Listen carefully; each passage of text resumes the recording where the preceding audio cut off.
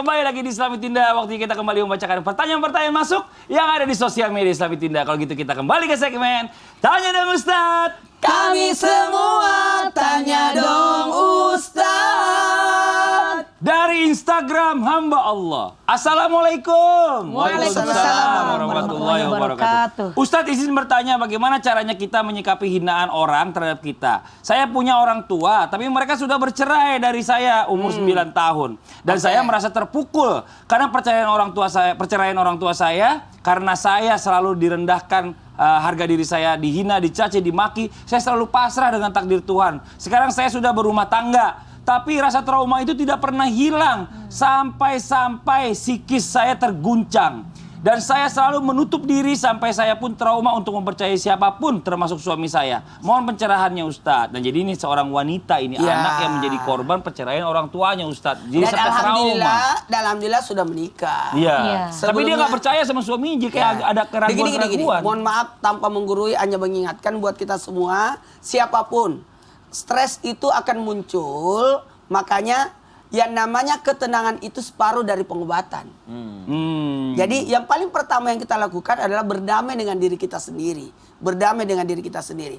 Dan makanya dalam Islam ada yang namanya takdir. Maka kita diwajibkan untuk percaya akan qada dan qadar. Dan dari sinilah usaha kita untuk satu, berdoa. Ada kekuatan doa.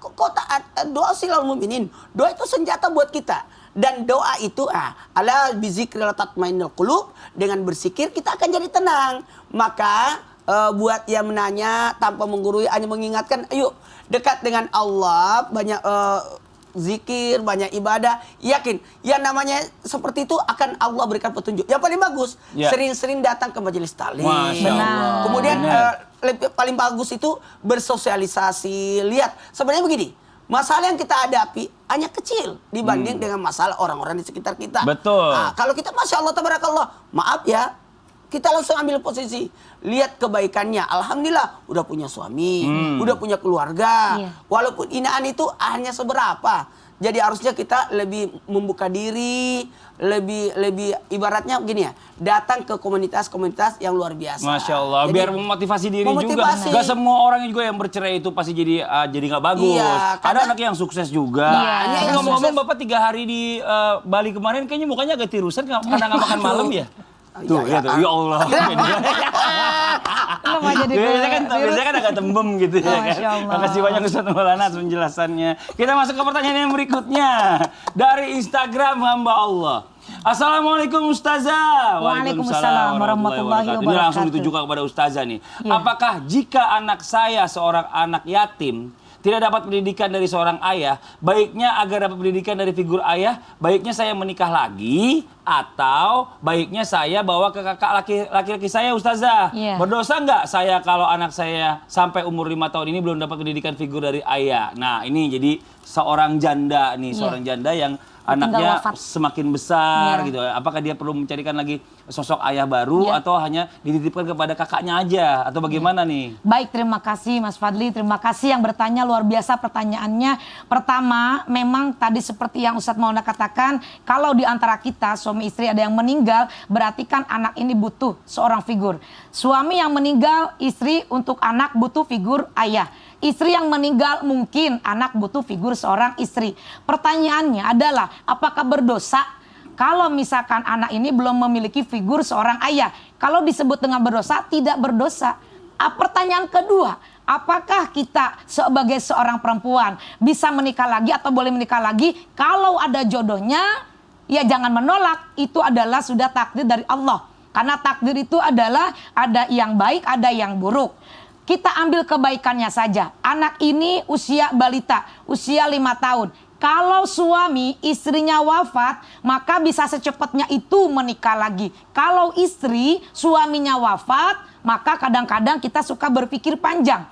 Bagaimana ya ini kalau kita menikah lagi, bagaimana adaptasi yang pertama antara menyatukan dua hati yang berbeda, karakter yang berbeda, kebiasaan yang berbeda. Sedangkan anak ini butuh seorang figur ayah.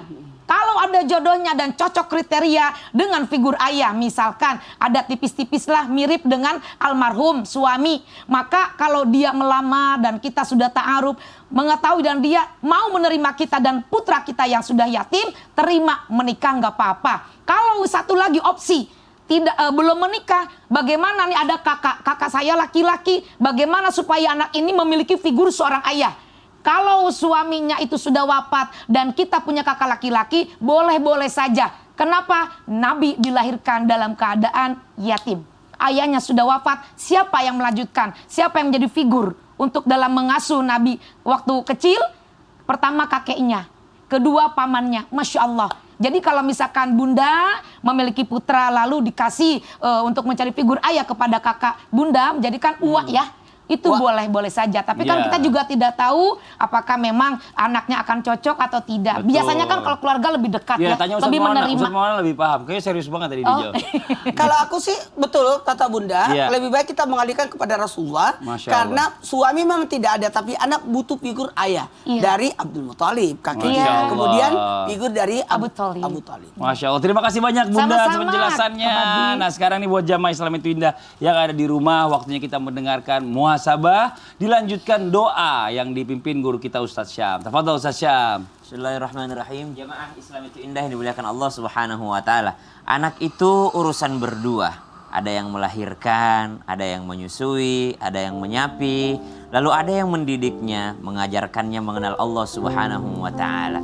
Kalau dikatakan seorang bunda adalah madrasatul ula, sekolah pertama, maka patutlah seorang suami atau ayah menjadi kepala sekolahnya atau guru-gurunya. Karena seorang ibu sudah mendapatkan pahala dari hamilnya, ia mendapatkan pahala, melahirkannya ia mendapatkan pahala lagi, menyusukannya ia mendapat pahala lagi, menyapihinya pahala lagi. Masa diborong semua oleh seorang ibu? Patutlah seorang ayah juga mencuri pahala tersebut. Dan juga jangan pernah meremehkan amalan seorang pasangan. Seorang istri mungkin tidak terlalu pintar dalam hal mendidik anak.